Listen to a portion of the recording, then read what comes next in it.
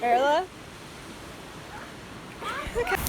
So basically what we do when it storms is we close all the doors and stay inside and just watch it. Usually we'll clean tack or something productive, but yeah, that's all basically. This storm came out of like literally nowhere, so we really weren't planning on just staying inside today. So we're just gonna clean tack and tidy up in here, I guess, and get back to you later.